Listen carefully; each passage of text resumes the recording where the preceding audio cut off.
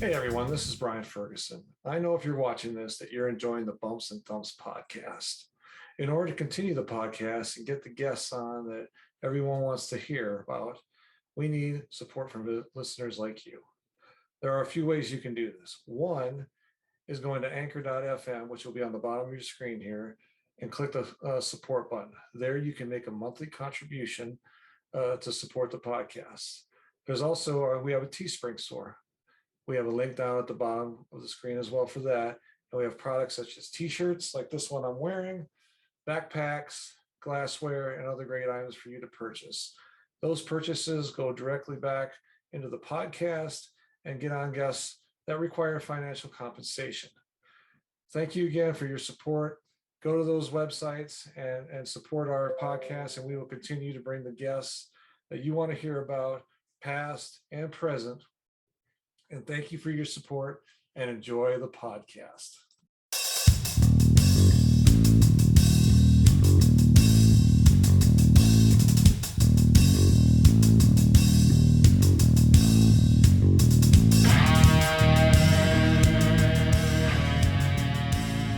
Welcome back to another edition of Bumps and Thumps, the talk of wrestling. I'm Brian Ferguson. Today we have Mr. George Schire, the wrestling historian. Like I've said before, if he don't know it, he don't have it on hand, it isn't fact. George, we're going to talk about the great Black Jack Lanza today. He passed away a few days back. He was a great wrestler. You've had interactions with him. Let's talk about it a little bit. And how are you doing, by the way? Well, I'm doing great. You know, the funny thing, Brian, is that in the past 4, 5, 6, 7 years, it seems like it's a steady diet of, oh boy, so-and-so died. Oh boy, we lost another one today. I tell that to my wife all the time. I say, well, I lost another family member, What it really is it's kind of a sobering effect, because we realize all these guys are old. Yeah. Jack Lanza was 86. Now I'm sitting here talking to you and I'm 70, so 86 doesn't look so old. But bottom line is, as we age, we realize that that road in front of us is a little bit shorter than that one that's behind us that we've traveled in. And so we learn to accept that life is death. It'll reach us all eventually. But the wrestlers, these were guys that, oh boy, when you followed wrestling as long as I have, and started watching it when I was, 7, 8 years old. So that goes back a lot of years. I've seen them all. And, you're right. A lot of them you had interaction with, a lot of them became personal friends. And when they take that trip up to the big ring in the sky, it's a little sobering. Yeah. And Lanza, boy, for the last maybe half a dozen or more years, he's pretty much been, from all accounts I've heard from guys like Jim Brunzell and Greg Gagne and a few others, pretty much a recluse. He pretty much just walked away from the business and really didn't, get together with anybody after he left the WWE. And that's at the end of his career. But he was I'm sure most people know this. You could see him every once in a while if you watched WWE wrestling on TV and behind the scenes, or every once in a while in some ring interaction, you'd see him, kind of in the background. He was a road agent for them. And to explain that to people, back in, usually any era of wrestling, they usually had a wrestler that would go on whatever road trip they were on, whatever city they were going to. They had one wrestler that would sort of be the guy that was in charge, if that makes sense.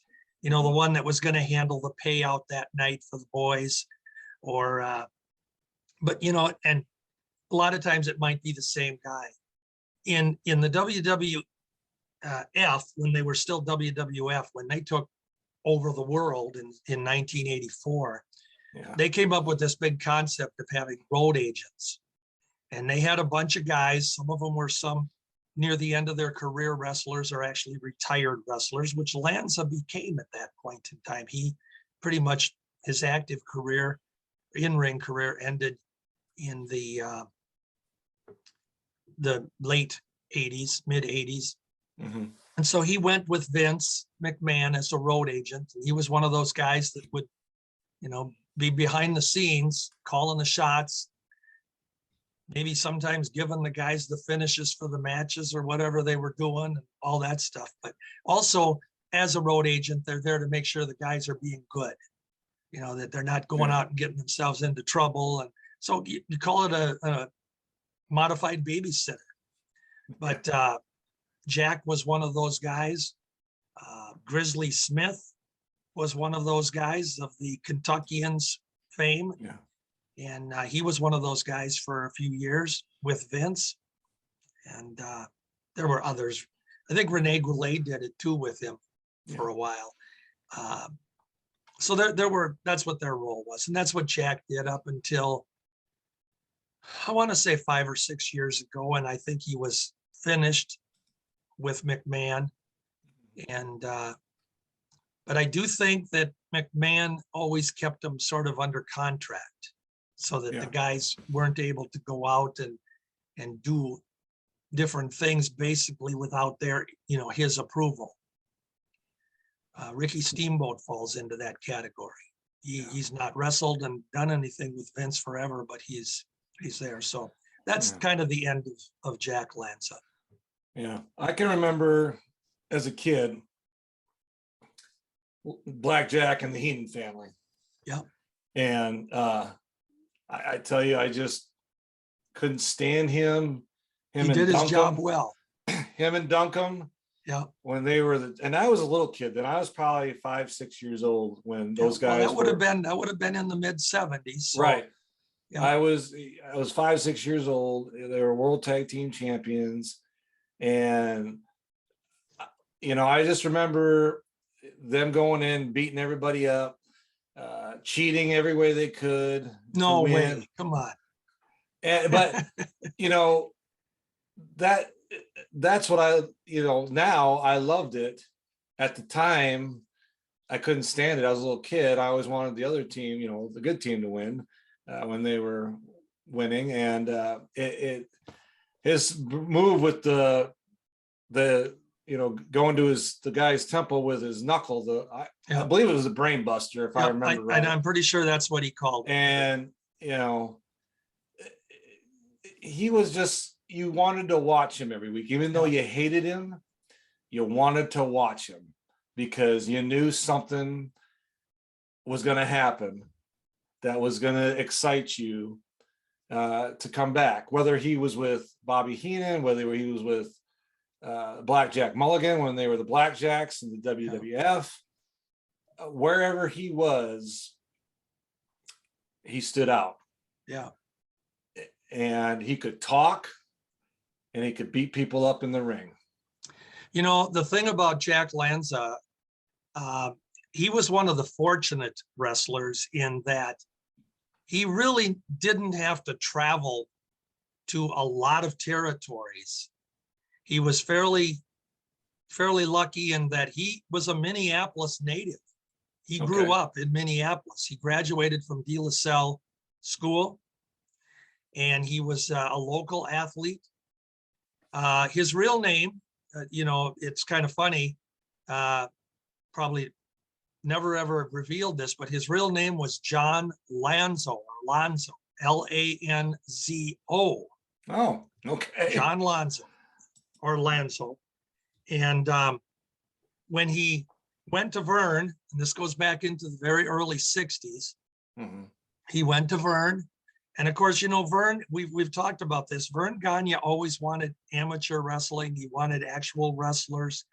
And he scouted Vern, he'll never get the credit he really deserves on this, because he would scout the schools, the high schools and the colleges, and he wouldn't just do it here. He would be in Iowa, he'd be in Michigan, he'd do it from Florida. He always tried to bring these guys in that he felt could be, as we always say, a wrestler first, a character second. Yeah. And if they could be a wrestler, that's what Vern wanted. So Jack had some amateur wrestling, at school, and he got together with Vern.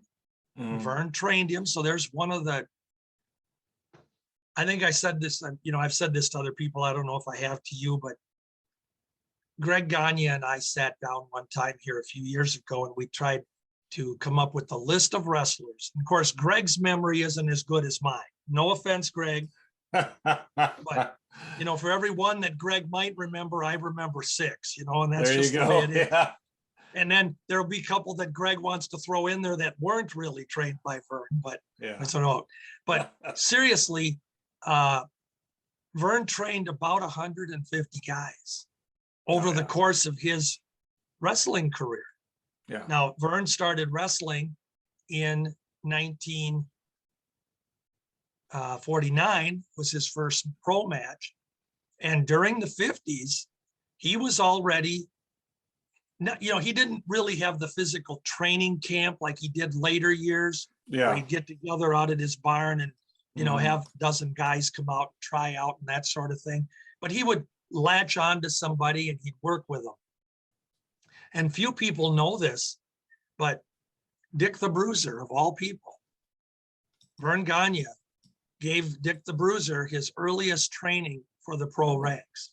I didn't know that. See, and Bruiser, from Indiana, he was an Indiana native and around Michigan and that sort of thing, and got into football. Bruiser was a brawler. I mean, he was more the, the muscle and tough guy. But Vern gave him his basics. And when Bruiser made his debut into the business in 1954, it was Vern Gagne that behind the scenes had prepared him for it. Wow. So Vern was doing that a lot. And Jack Lanza in the early 60s, he went to Vern. Vern worked with him. And when he made his earliest matches debut in the early AWA, now we're talking the very early 60s, Jack was on a lot of the cards in an opening match or a low preliminary match role. He had a lot of people that he lost to, or you could say Jack put him over, or whoever, because he wasn't the star at that point. He was learning, but he was one of those guys in those days that was a baby face, popular, good-looking guy. And he used to come to the ring, and I will tell you this, in the wrestling programs, the arena programs, they would bill Jack Lanza, that's all he was in those days. Yeah. They would bill him as the Italian champion. Now, he never had that title officially, but, for back in those days, who was going to verify it, Right. So the closest he came to probably, Italy was having a plate of spaghetti. I don't know. But he but he would come to the ring, and he would wear a bright red robe. A lot of the baby faces in that era, the Luthez's and Vern Gagne's and Pat O'Connor's and all these guys, they would come to the ring with a towel around their neck, usually white, and a robe. Do their introductions, take their robes off, and do their wrestling. Well, that's what Lanza did. He had a red robe, and he was introduced. I forget what his weight was, what they tell him he was, but 225 pounds or something, and out of Minneapolis, that's where he was from. And I remember him saying, "The Italian champion, Jack Lanza," and that would be his shtick. So for the first couple of years, he was simply just Jack Lanza, always popular, always in the babyface role. And of course, in those days, he wasn't winning, so you didn't hear a lot from him on the mic or anything like that. He wasn't one of those guys that were getting TV airtime that way. Yeah. We get to the mid 60s, and he is coming up with a gimmick, the cowboy. And he's got the white cowboy hat. You know, white signifies good and pure. You know, in the old West days, the black hats and the white hats, good guy, bad guy in cowboy land. So he had the white cowboy hat, and he'd wear a pair of, for his trunks, they were a pair of blue jeans, real blue jeans, cut off, just like the length of a trunk, the wrestling trunks. And then they had the little rim that he folded up on him, you know, around the legs. And that's what he wore into the ring. And he got a pair of cowboy boots, and he was now Cowboy Jack Lanza. And they would introduce him from Albuquerque, New Mexico. Now, you had fans, you know, in that era where some of them may not even remember that they'd seen him 2 years earlier as Jack Lanza from Minneapolis. Yeah. But, you know, he'd be off the cards for a while, but very popular as Cowboy Jack Lanza. And he had a good run in the AWA for about a 2.5, 3 year period, because it wasn't until 67 when he left the territory for a while. So he was Cowboy Jack. He'd usually be in preliminary matches, but by the time we got to 65 and 66, he was actually in the semifinals matches right before the main event. Okay. And he ended up a lot in tag team matches. He would be teamed with some of the one of the other popular baby faces of that time period. So there are a lot of matches where he was teamed with Rene Goulet, who was just a young French star at that point in his career. He was teamed with, did a lot of teaming. Actually, it was a fun team, was with Billy Red Cloud. So he had a cowboy and an Indian. And there you go, right? And it, you know, can't get more Americana than that, right? So, but Billy Red Cloud, there again, another Vern Gagne trainee from the 50s. His real name was Bill Wright, W-R-I-G-H-T, Bill Wright. And he had wrestled as Bill Wright for up until 1964, when he actually did, they had it on All-Star Wrestling on TV. He did a ceremony where he was from the White Earth Indian Reservation, and he became a full-fledged Indian. And that's what he wrestled as from going forward. He was Billy Red Cloud. So he and Lanza, they teamed often. I can remember matches with Lanza with different partners against Larry Hennig and Harley Race, when Hennig and Race were just gaining their traction in 64, 65. And in 65, when Hennig and Race won the championship, Lanza was often one of their challengers. If Hennig and Race weren't going against Crusher and Bruiser or something like that, maybe sometimes they'd have the title match. Mad Dog was champion during that time period, AWA champion. And so if Mad Dog was in the top match, Hennig and Race would be second, maybe defending their title. And Lanza many times was one of their opponents. Okay. With a partner. We had Reggie Parks with him. Wilbur Snyder teamed with him. Dale Lewis teamed with him. And I mentioned Rene Goulet and Billy Red Cloud. Another partner that he had for a couple matches against Hennig and Race was a guy named Larry Shane, C-H-E-N-E. And Larry Shane was very popular out of Michigan. They called him Leaping Larry Shane because he was one of these high flyers, acrobatic type guys, very fast. Yeah. And one memorable story that I remember about Larry Shane teaming with Jack Lanza is they had one match with Hennig and Race. And Lanza and Shane had, according to the program and the fans, showing that they could beat them. They got to have another chance, Yeah. to get a chance at this point, Hennig and Race were climbing to the championship. They weren't champs yet. And so Shane and Lanza were going to get another match. Well, they were running on Saturday nights at that point in time in 1964, the later half of 64. And so the Tuesday before the Saturday night card, the programs were already printed, the arena programs. And the television show, of course, is announcing that Larry Shane and Jack Lanza, and he was Cowboy Jack at that point, we're going to get another shot at the undefeated Hennig race. Well, that Tuesday before, Larry Shane was flying in, and I say flying, he was driving, but he was flying because Larry Shane was known for being one of these guys that had to do 100 miles an hour whenever he was behind the wheel.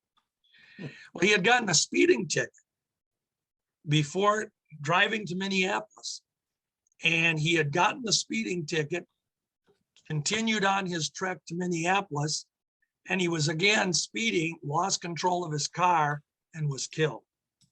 And the speeding ticket was on the dashboard of the car. So we get this announcement that Larry Shane has been killed and that a suitable replacement will be made for Jack Lanza to go against Hennig race. And it was Rene Goulet that stepped in as the partner that.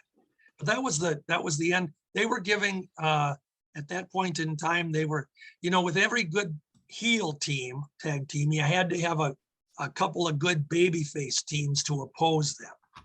Yeah. And Lanza and Shane at that point in time were kind of being groomed for that. So that ended that. But he was Cowboy Jack during that time period. So now I'll be quiet for a second and you. No, I was going to say the next question or whatever you want. So, he goes into the mid 60s as Cowboy Jack.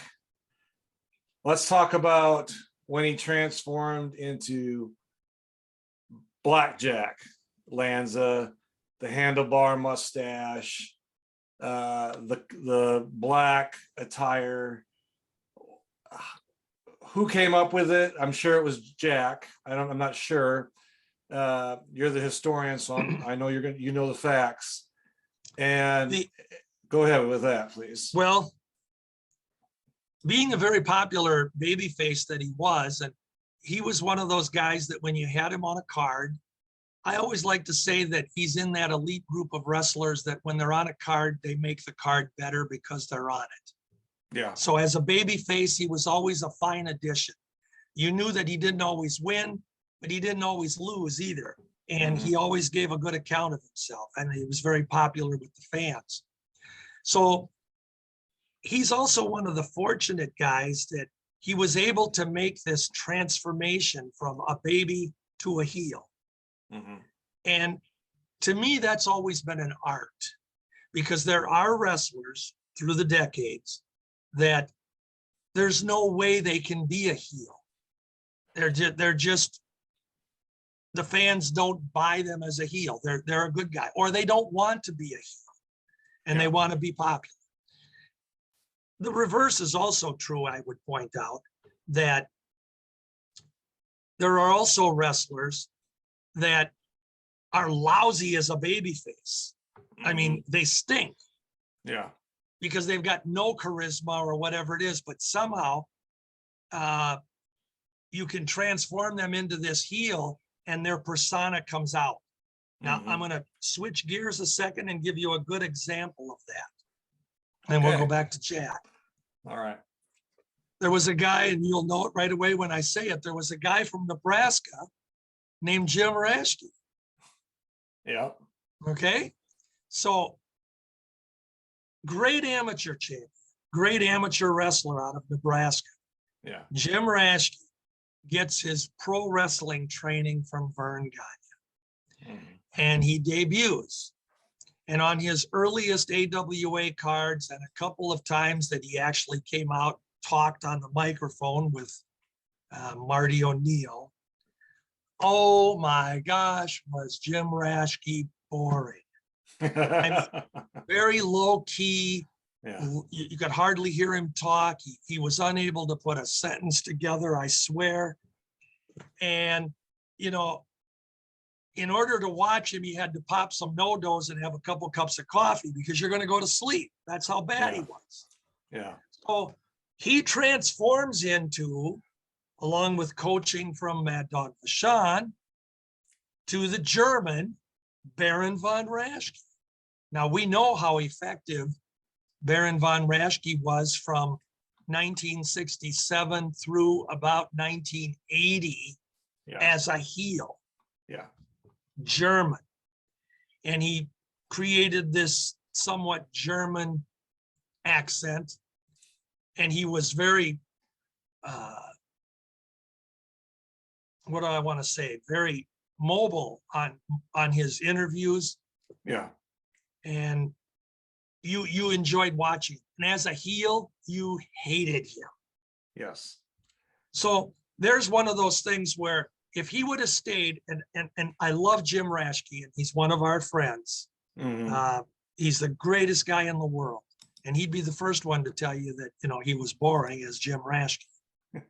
But he's one of those guys that I honestly believe that had he stayed Jim Raschke in the business, he probably would have been out of the business in a year or two and have been doing something else. Yeah. So he found that niche. Now we know that later on, and I know we're digressing here talking about the Baron, but in the mid or the very early 80s, when he came back to Minnesota here, AWA, yeah, they brought him back as a baby face and he became the Baron as a baby. He was kind of playing the same character, but he got a lot more cartoonish because he was getting older, not able to do a lot of the stuff anymore. And so he became more of a cartoon figure. He was still popular with the fans because he was Baron von Raschke. Yeah. So anyway, back to Jack. So Jack hooked up with Bobby Heenan. Yeah. And Jack wanted to try the heel route because he realized that he really wasn't going anywhere as, you know, the mid-card Jack Lanza or Cowboy Jack. And Heenan worked with him a little bit. You know, Heenan could make you a heel right away just by hanging with Heenan. Yeah, yeah. So Jack Lanza was in a tag team match with Wilbur Snyder. And you don't get more popular than Wilbur. By the way, Wilbur Snyder is one of those rare guys that never switched. He was a baby his entire career. Okay. And he was good at it. I mean, he was like Vern Gagne. He was at the top of the cards, and you could always count on Wilbur to try to take care of one of those bullies out there. So they got Jack and Wilbur together, and Bobby Heenan was kind of floating around the ring, and Cowboy Jack turned on Wilbur Snyder. Oh my God, how does this happen? Jack, what is wrong with you? Oh my gosh, you know. Yeah. And Jack, you know, comes out with, I'm tired of being a stepping stone for every other wrestler. I'm tired of getting punched first. I'm tired of getting beat up. Now I'm going to do the kicking and the stomping and I'm going to, you know, climb to the top. And he's got Bobby Heenan as his mouthpiece. So that's really where it came out. And that took place in Chicago. Bruiser or Lanza spent a lot of time in the Bruisers WWA group. Yeah. And he ended up being Bruiser's champion for actually it was close to a couple of years. He won the WWA title from Wilbur Snyder. They had a series of grudge matches. You know, Wilbur had to get even for this unexpected turn. And, you know, I'm hoping I could show him the error in his ways, but it didn't happen. Yeah. But he actually won the WWA title from Wilbur. And that, I believe, was in December of 67. So that would have been shortly after his turn to heel. And he held it for a couple of years. He was champion until December of 69.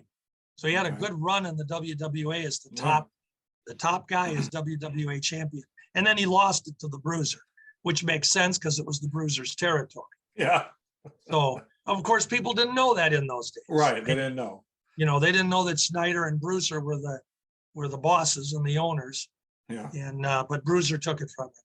And so it was in late 1969 when now Cowboy Jack Lanza from the AWA has been gone for a couple years.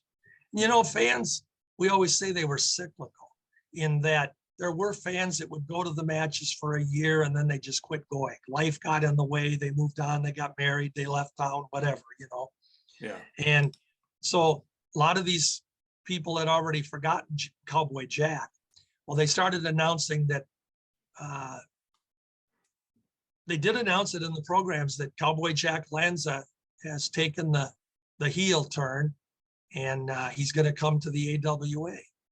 Oh, So wow. we got him here with Bobby Heenan. And that was the second time that Heenan had been through our territory, that because he had been here previously a couple years ago for a short run with Larry Hennig and Harley Race at the end of their tag team run.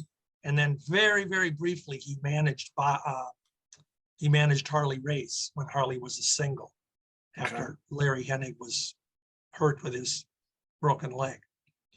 So Heenan was here and we had Lanza, and it was really new. And like you say, he had that whole new look, that thick black handlebar mustache, and he had the sideburns that came down, the black hat, black outfit, black boots, big old black trunks now with a white mule shoe, horseshoe, a white horseshoe on the butt, and one of the butt cheeks. So he well, that's where it was. I know. Yeah, no, it's just the way he said it was funny. But he got a mega push from Vern, and again, Vern took care of him because he was one of Vern's students, and he was a hometown boy, which they didn't promote anymore. Back then, nobody would have guessed that that was John Lonzo from De La Salle High School. Right. You know, that this was now Blackjack Lanza. There was no connection. Yeah.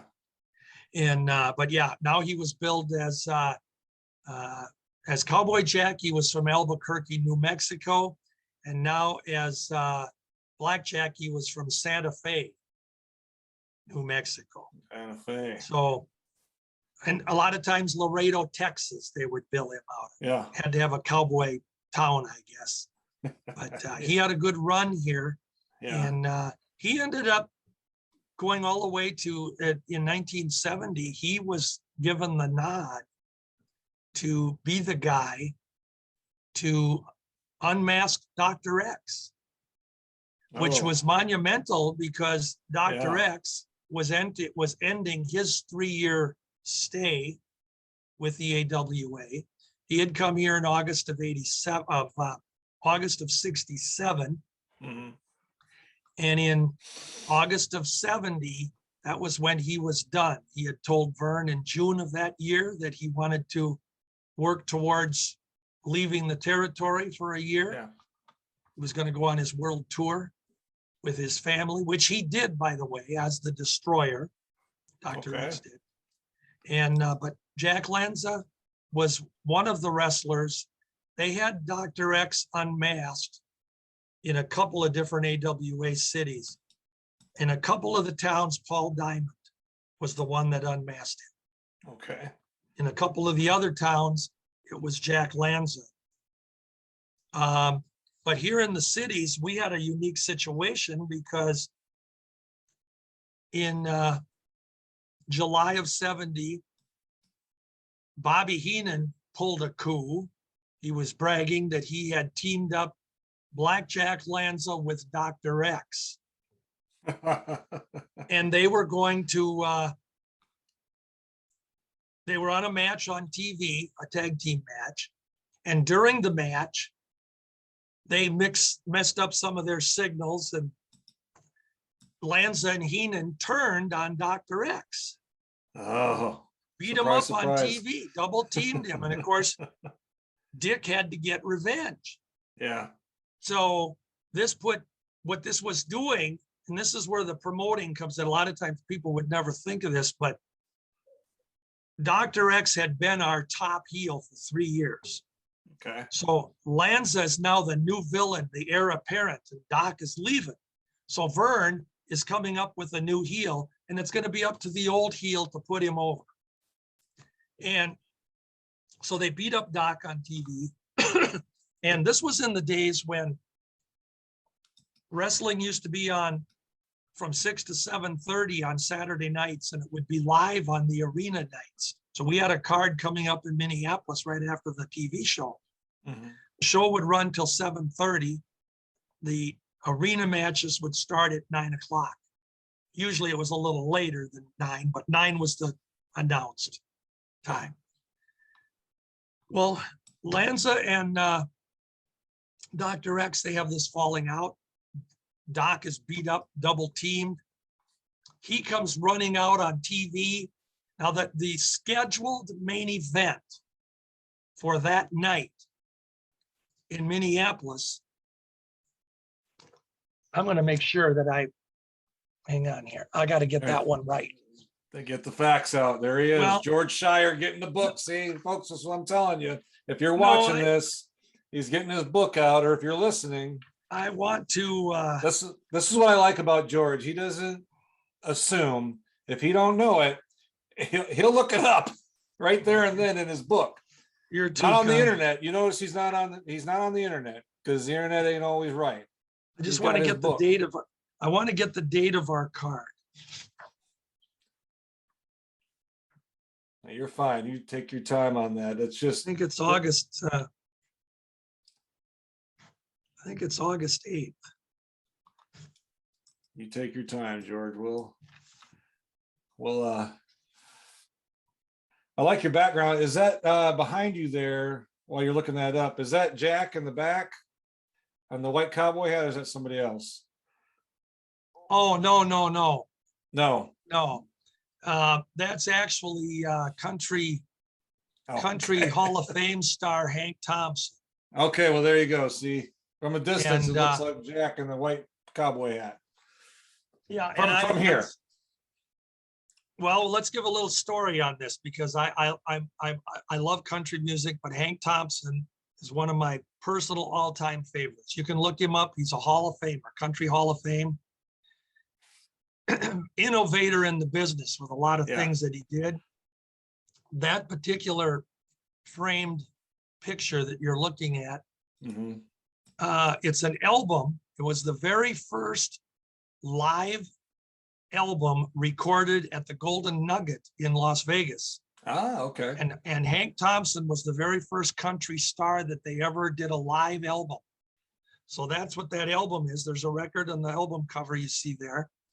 And then down in the one corner, I don't think you can see it very well, but I'm in a picture with him.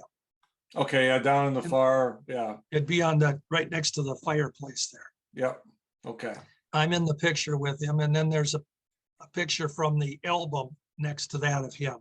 All right. He was one of my favorites. And but All yeah, right. so I like Okay. Tony. Sorry All right, about we got to that. get this card here. Yeah, there you go. All right. It was on July 25th. I told you it was in July. They teamed them up. So Okay. July 25th of 70, they're on TV and they have this match on live television. Our main event that night in Minneapolis was scheduled to be Hennig and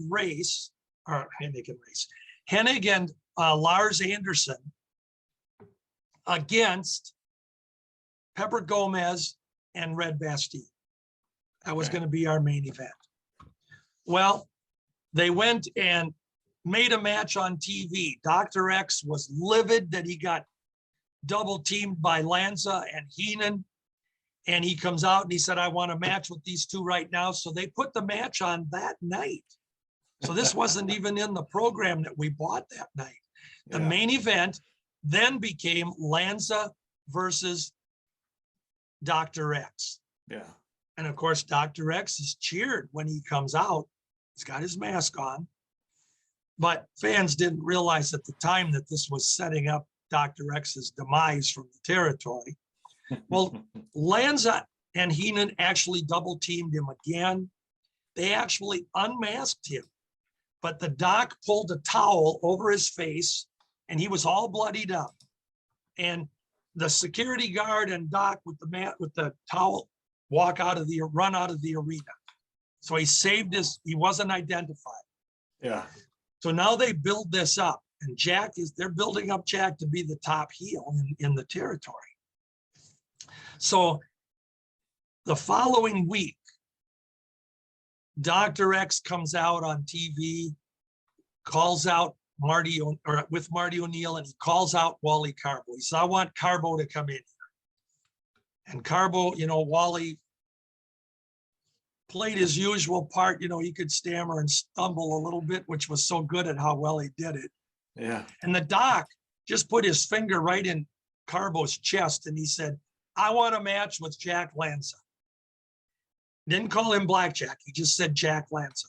And Carbo says, well, I don't know if I can put this match together, and I don't know if Jack will agree. And he says, Carbo, you're not listening to me. And he's poking him right in the chest. He says, you're not listening to me. And he shouted. He said, I want a match with Jack Lanza. And he said, let me tell you something, Carbo. For 3 years, you have put every wrestler you can think of in the ring against me to try and beat me, to try and get my mask. Now I want a match with Lanza. Carbo again, I don't know if I can do this, whatever. And he pokes him in the chest and he says, I want a match with Lanza, and I'll give you my mask. I will take it off to get the match. Whoa. And Carbo goes, yo, what? Oh my gosh, you got yourself a match. And they made it. They made that match on TV. Yeah. So the arrangement was that Doc would unmask before the main event. Yeah. And he was going to wrestle without his mask to get that match with Lanza. That's how bad he wanted. He was willing to give up his mask. And he comes into the ring the following week, the main event in St. Paul. He stands in the ring. Dr. X comes in and he stands in his usual corner like this, with his he had his black mask on yet that he was wearing as Dr. X. And he's in the St. Paul promoter, Eddie Williams, came into the ring as well. Marty O'Neill came into the ring announcer, and they're going to, dropping papers all over the place here. He comes in and he introduces to the fans, Marty O'Neill. He says, fans, I'm going to tell you a little bit about Dr. X. He is a coach out of Syracuse University, had a great amateur wrestling career, and his real name, and this is the only city in the AWA that got this, his real name is Dick Beyer. And Doc took his mask off, handed it to promoter Eddie Williams. The referee did their instructions, and Jack Lanza and Dick Beyer wrestled. Wow. I don't know if you can catch this, but right there, that is a picture. That is a picture that I took from that night of Dick Beyer when he was coming near the ropes in the match with Lanza. Okay. And that was in my AWA record book. So, and that was the only time that picture's ever been published, by the way, for those interested in that book. Otherwise, it's never been on the internet or anything. But that was it. Lanza beat him in the match. 1, 2, 3. Dick Beyer left. The following week, we had the results given on television, and our next wrestling arena program made a comment, where's Dr. X? He disappeared. Will we ever hear from him again? They never mentioned Dick Beyer ever again. He was still Dr. X. Yeah. And then that was it. After that program mentioned, he was gone, out of sight, out of mind. But Lanza was now the new #1 heel.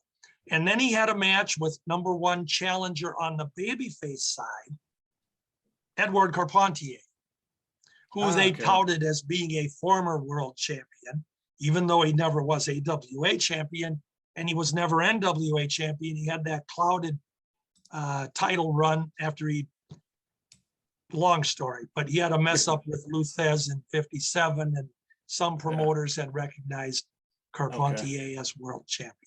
And we could go into detail on that on another story. You bet. So Lanza and Carpentier are going to have this elimination series of matches.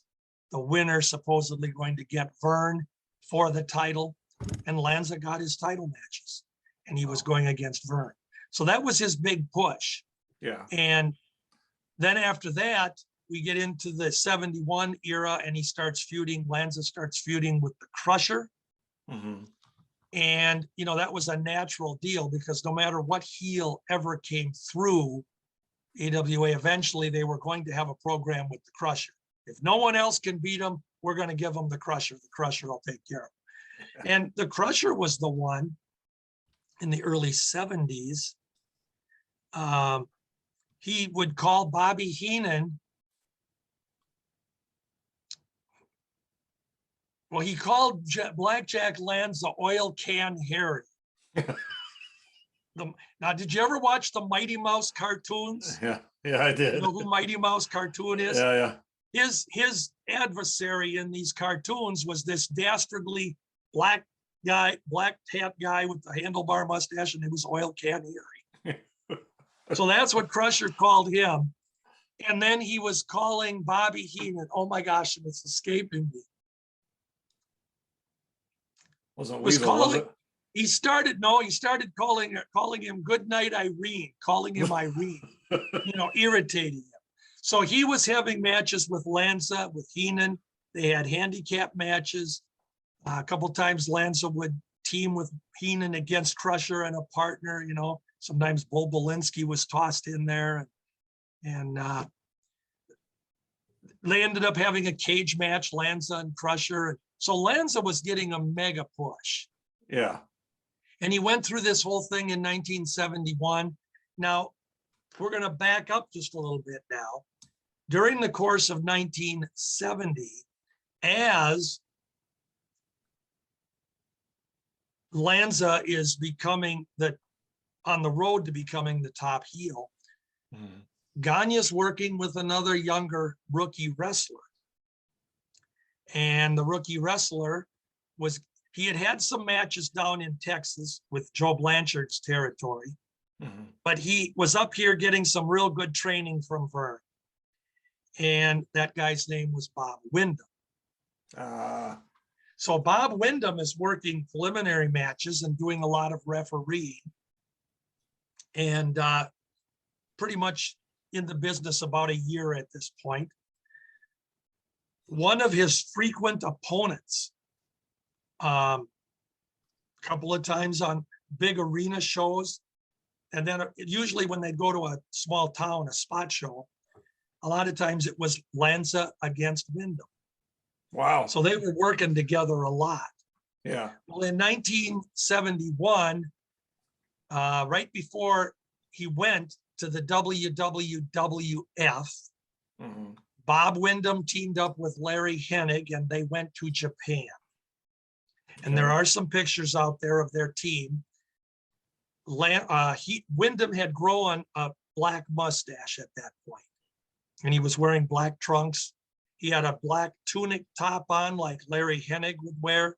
They were in Japan, and they actually won, while they were in their little short trip to Japan together, they won the Japanese IWA title, the International Tag Team title. And when they do that over in Japan, they'd win it a week, and then maybe a week or two later, they would lose it back because they would be leaving, but it built up rematches. So Lanza Windham and Hennig had that title. Well, when Windham came back here, he immediately was gone, and it was Vince McMahon Sr. that brought him into the WWF in 1971, and he announced him as Blackjack Mulligan. Bob Windham was dead. Nobody ever heard from him again. And it was Vince Sr. that created the Mulligan character.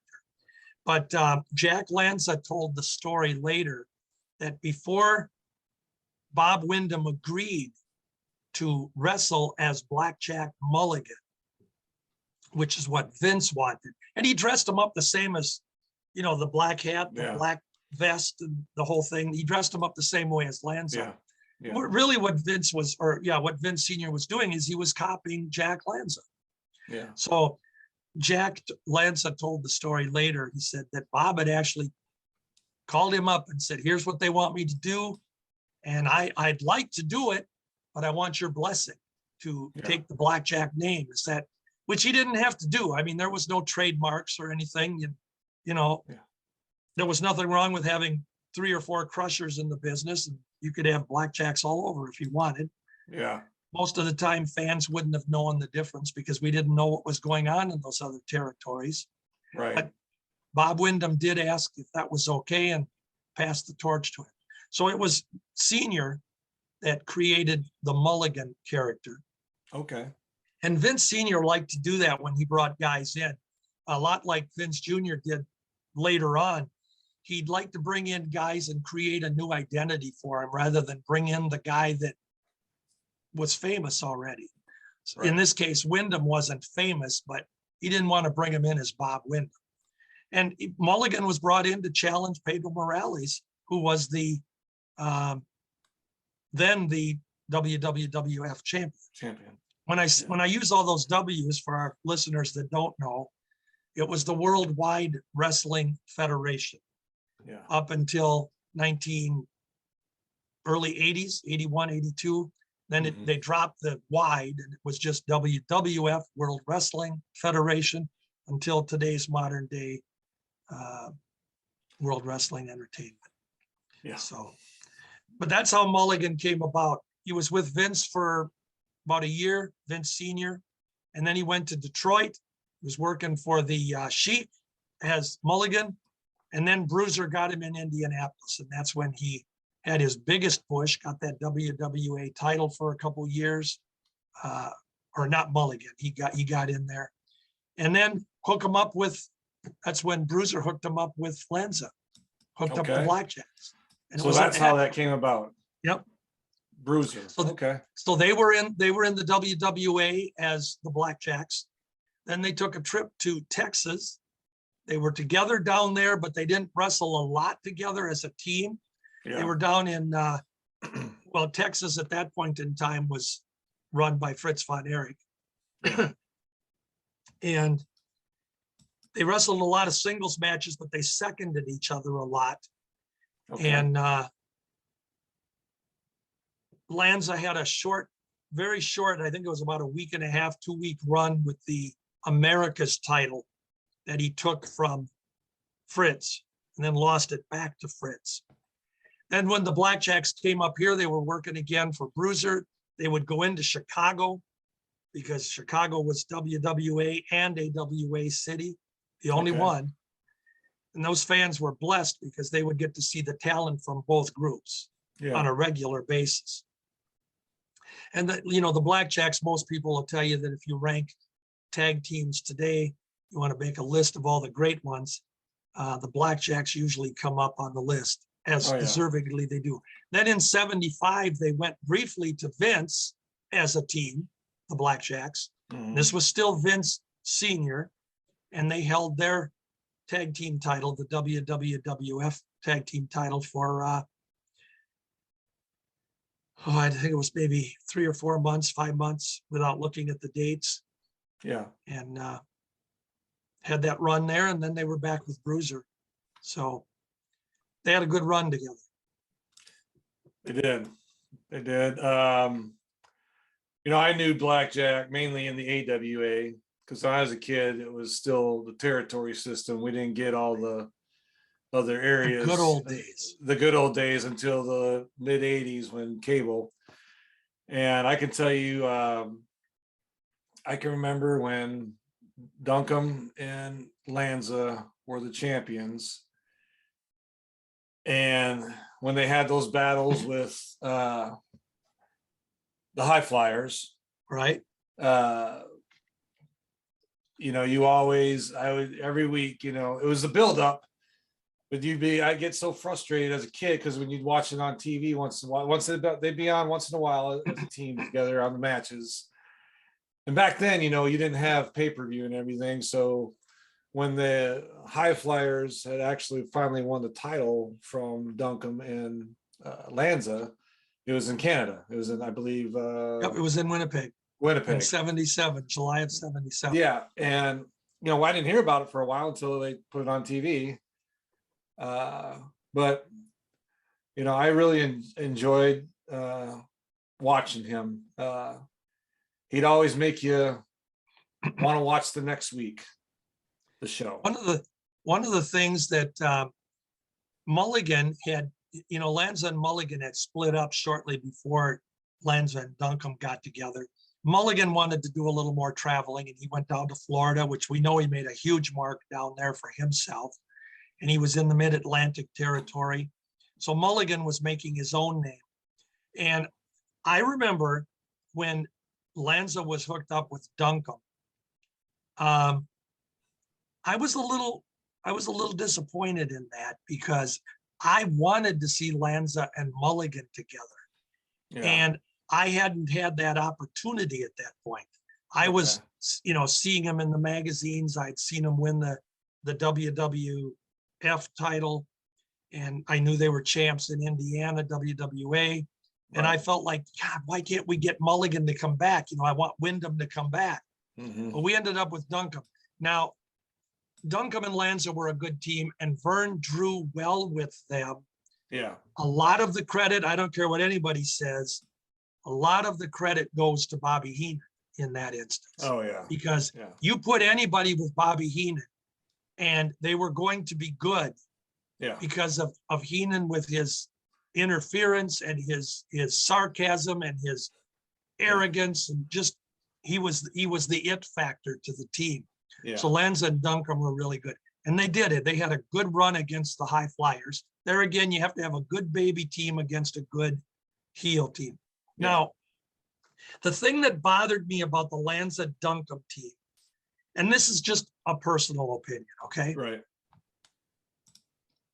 If you go back to between 1975 and 1978, so about a 3-year period, 4-year period, we in the AWA were overrun with tag team wrestling, especially up until about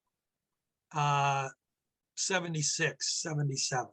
We had obviously the champs, Lanza and Duncombe, and they were champs from July of 76 until July of 77. So they had a year run.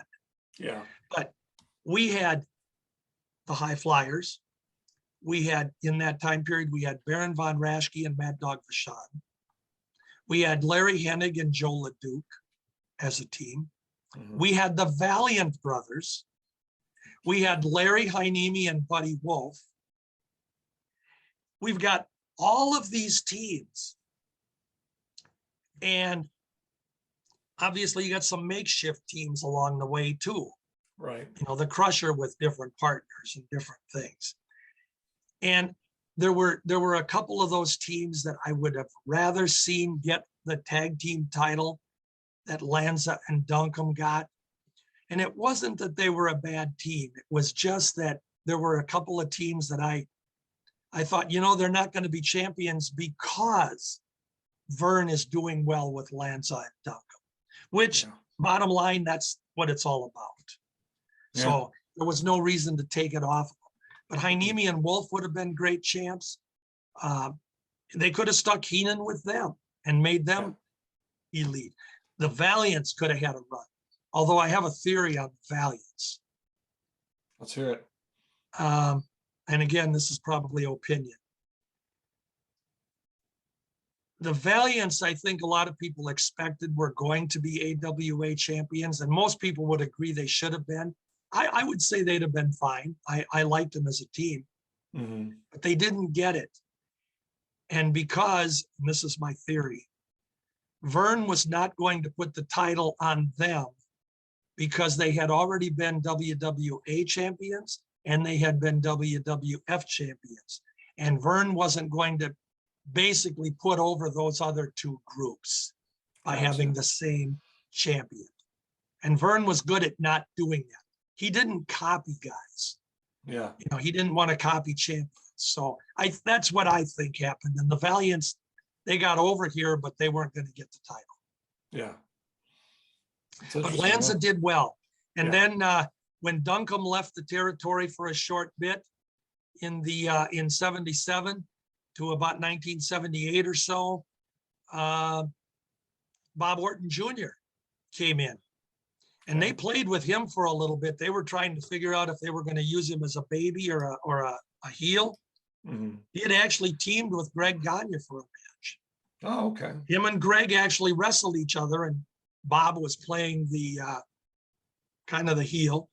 Yeah. Then Lanza came out, said he was going to take him over because he was lost. He didn't know where he was going, and I'm going to give him some direction, which was great. And they had Lanza. Then they had Lanza and Orton together for about a year. And of course, they were not main eventing team at that time. They were mid-card. But Jack Lanza was always in our main events. As we get to the end, we get to the 80s, the mid 80s.